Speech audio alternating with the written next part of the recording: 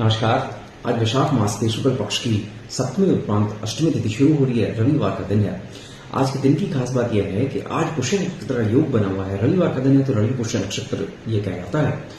वैदिक शास्त्रों में इसकी बहुत अधिक महत्वता है और ऐसे दिन का सभी लोग इंतजार करते हैं, क्योंकि अगर हमारे कोई काम लंबित में है, कोई रुके हुए काम है, तो हमारी आज की जो मनोकामना है उससे वह पूर्ण होते हैं। कोई विवाह से संबंधित है या कोई प्रॉपर्टी से संबंधित है कार्य, तो ऐसे में ही है पूरे होते हैं। तो आज के दिन हम लोग सूर्यदेव जी की आराधना करते हैं।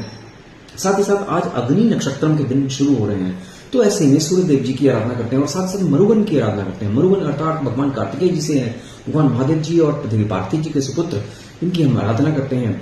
आज के दिन सूर्यदेव जी को लाल चीज डालकर अर्घ देते हैं, अर्थात लाल गुड़ल डालकर रख देते हैं और साथ साथ आदित्य हृदय स्त्रोत का हम पाठ करते हैं, जिससे निरोगी काया काम या श्रवण मिलता है और साथ साथ आर्थिक पक्ष मजबूत होता है। जय सूर्य महाराज। नमस्कार।